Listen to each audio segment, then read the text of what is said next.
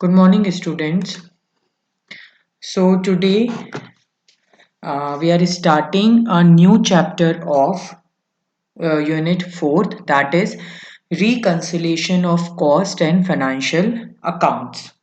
Okay, see, अगर आप लोगों को याद हो तो जिस तरीके से आपने अकाउंट्स में रिकंसिलेशन ऑफ बैंक स्टेटमेंट्स पढ़ा था, उसमें क्या कॉन्सेप्ट था कि चूंकि बिजनेसमैन की शॉप पे जो बुक्स होती हैं उसमें उसके बैंक अकाउंट का बैलेंस और एक्चुअल में उसका बैंक में जो बैंक अकाउंट है उसकी उसकी पासबुक का बैलेंस डिफरेंट हो सकता है।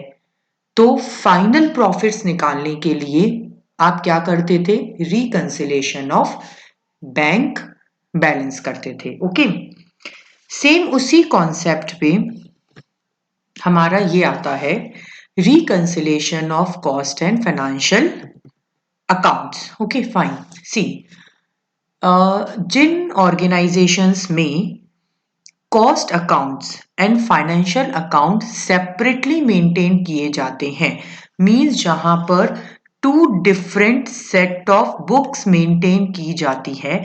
अब ऑब्वियसली वहां पे क्या होगा कि कॉस्ट बुक एक प्रॉफिट शो करेगी और फाइनेंशियल बुक एक प्रॉफिट शो करेगी।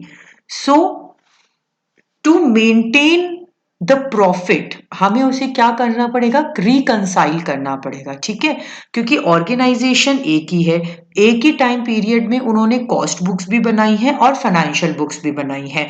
तो उन दोनों बुक्स के जो डिफरेंट प्रॉफिट्स हैं या लॉसेस हैं उनको हमें किसी एक पॉइंट पर एग्री करना होगा और उसको करने के लिए हमें क्या करना होगा? उन बुक्स को रिकंसाइल करना होगा।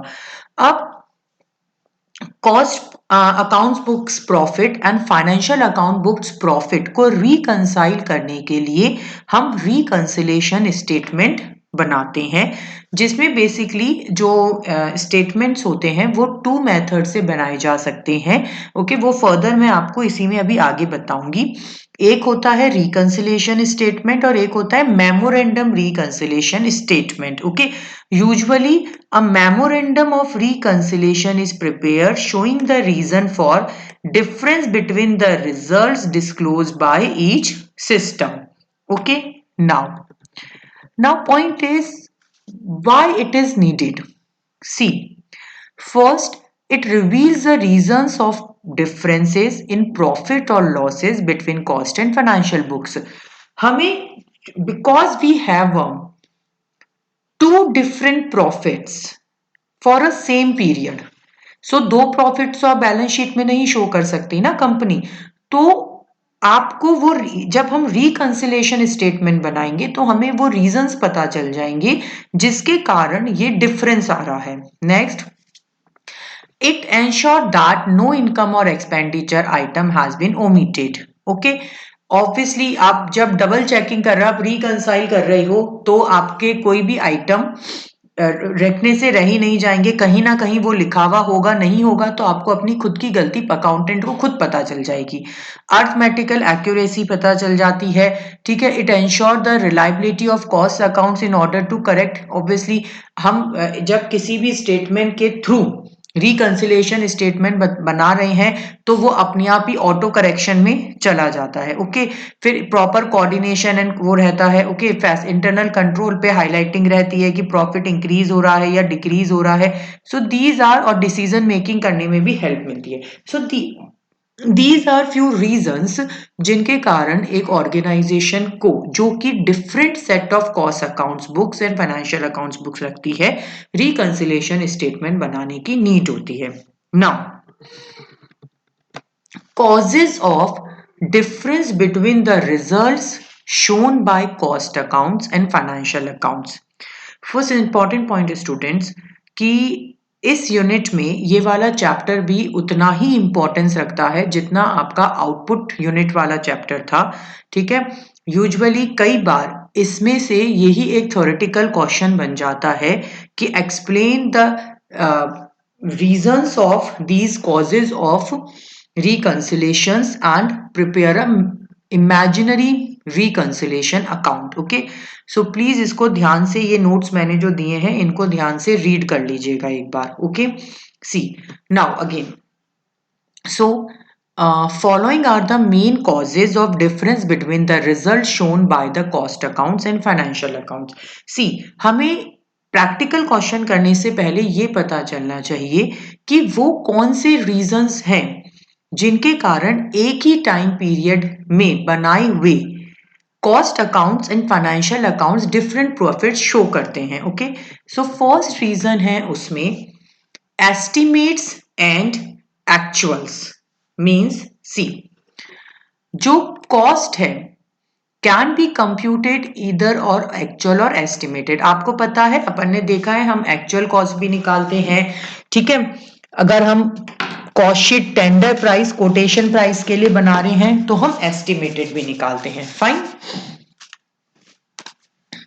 एंड जो हमारी फाइनेंशियल बुक्स बनती हैं वो किस पर बनती है, वो एक्चुअल फिगर्स पे बनती हैं। So the first reason is this कि कुछ कॉस्ट बुक्स में कुछ आइटम्स एस्टिमेटेड भी होते हैं, बट फाइनेंशियल बुक्स में तो हम जो भी आइटम्स लिखते हैं वो एक्चुअल में लिखते हैं, ठीक है। सो एस्टिमेट्स एंड एक्चुअल्स में बेसिकली वो कौन से एक्सपेंडिचर्स हैं जिनके कारण अमाउंट में डिफरेंट आता है, वो फर्स्ट होता है direct materials. Okay, see, the estimated cost of direct materials purchased or consumed in the production process may be different from the actual cost. This difference will due to change in price or quantity or both.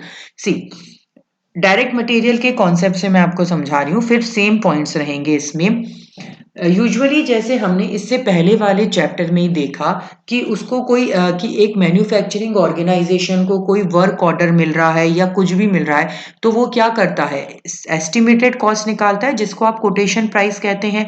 So but obviously future के लिए आप पहले predict कर रहे हो तो आपकी direct material price आप उस हिसाब से लोगे, बट जब आप एक्चुअल में परचेज करोगे सो मे बी प्राइस में कुछ फ्लक्चुएशन हो जाए या क्वांटिटी में कुछ फ्लक्चुएशन हो जाए, ठीक है। So actual purchasing cost estimated cost से तो डिफरेंट होती ही है, सो दैट्स व्हाई आपके प्रॉफिट में डिफरेंस आ सकता है, ठीक है।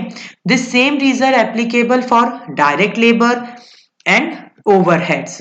ओके, ओवरहेड्स में भी under and over recovery of overheads हो सकती है। फाइनेंशियल बुक्स में जो आपने शो किए हैं वो आपके कॉस्ट बुक से डिफरेंट होते हैं। ओके, सो ऐसे ही सेम डेप्रिसिएशन फाइनेंशियल बुक्स में यूजुअली होता ये है कि हम फाइनेंशियल बुक्स में एंड कॉस्ट बुक्स में जो डेप्रिसिएशन चार्ज करते हैं वो एक ही ऑर्गेनाइजेशन डिफरेंट मेथड से भी कर सकती है। लाइक यूजुअली फाइनेंशियल बुक्स में आपको पता है कि डेप्रिसिएशन चार्ज करने के क्या मेथड होते हैं, हमारा फिक्स्ड इंस्टॉलमेंट मेथड और डिमिशनिंग बैलेंस मेथड। वही अगर कॉस्ट बुक में डेप्रिसिएशन चार्ज किया जाता है तो वो यूजुअली MHR, जो मैंने आपको बताया था मशीन आर रेट, उससे किया जाता है। तो एक ही एसेट्स का डेप्रिसिएशन आप दोनों बुक्स में डिफरेंट मेथड से चार्ज कर रहे हो तो वैल्यू में डिफरेंस आएगा और उस वैल्यू के कारण दोनों के प्रॉफिट्स में डिफरेंस आएगा। सो ये था फर्स्ट पॉइंट कि एस्टिमेट्स और एक्चुअल में वो कौन से एक्सपेंसेस है जिनके कारण डिफरेंस आता है। सेकेंड पॉइंट होता है वैल्यूएशन ऑफ स्टॉक। जो हमारे स्टॉक्स हैं, raw material, WIP and finish goods, तीनों ही आइटम्स की फाइनेंशियल बुक्स में वैल्यूएशन और कॉस्ट बुक में वैल्यूएशन के मेथड डिफरेंट होते हैं, ठीक है। और इस कारण से इनके प्राइस में डिफरेंस आता है और वो प्रॉफिट्स को अफेक्ट करता है, ठीक है। यूजुअली रॉ मटेरियल जब फाइनेंशियल बुक्स में दिखाया जाता है तो रूल लगता है कॉस्ट और market price which ever is less, but जब उसको कॉस्ट बुक में दिखाते हैं तो डिफरेंट मेथड्स होते हैं लाइक फीफो, लीफो, वेटेड, ये हम नेक्स्ट चैप्टर में पढ़ेंगे, ठीक है। सो उससे प्राइस डिफरेंट आ जाता है। सेम फॉर WIP ऑल्सो, ठीक है, क्योंकि WIP में क्या होता है, हम उसे प्राइम कॉस्ट पे भी वैल्यू कर सकते हैं, फैक्ट्री कॉस्ट पे, कॉस्ट ऑफ प्रोडक्शन में, ये मैंने आपको प्रीवियस चैप्टर पे बताया था, ठीक है। सो कॉस्ट बुक में आप इन तीनों में से किसी पे कर सकते हो, लेकिन जब फाइनेंशियल बुक्स में इसकी बात की जाती है तो यूजुअली ये एडमिनिस्ट्रेटिव पार्ट का एक्सपेंसेस माना जाता है। फाइन, तो डिफरेंट आ जाता है अमाउंट में। Same for the finish goods also. So these are few reasons कि आप एक ही स्टॉक को अगर फाइनेंशियल बुक में मेंटेन कर रहे हो, मैनेज कर रहे हो, तो डिफरेंट प्राइस पे कर रहे हो, और अगर उसी स्टॉक को आप जब कॉस्ट बुक में दिखा रहे हो तो डिफरेंट प्राइस पे दिखा रहे हो। तो जब प्राइस डिफरेंट होगा तो प्रॉफिट्स भी डिफरेंट आएंगे, प्रॉफिट और loss both. Third, items included in financial accounts only. Few expenses इस तरीके के होते हैं जो कि या इनकम्स इस तरीके की होती हैं जो सिर्फ फाइनेंशियल बुक्स में ही आती हैं, हम उन्हें कॉस्ट बुक्स में लिखते ही नहीं है। आपको याद हो तो जब हम यूनिट कॉस्टिंग चैप्टर कर रहे थे तो मैंने आपको बताया था कि आपने भी जब कॉस्ट शीट्स अगर घर पे प्रैक्टिकल क्वेश्चंस किए हों तो देखा था कि कुछ ऐसे आइटम्स आए थे जो प्योरली फाइनेंशियल आइटम्स कहलाते हैं, जिनको हम कॉस्ट बुक्स में नहीं लिखते हैं, बट आप उनको आपके फाइनेंशियल अकाउंट्स में ट्रेडिंग P&L में तो लिख रहे हो, तो उससे प्रॉफिट डिफरेंट आएगा एक ही टाइम पीरियड का, and these are the list. Same ऐसे ही फ्यू एक्सपेंसेस इस तरीके के होते हैं जो सिर्फ कॉस्ट बुक में आते हैं, फाइनेंशियल बुक्स में नहीं आते हैं। Okay, these are the list. So and abnormal gains and abnormal losses.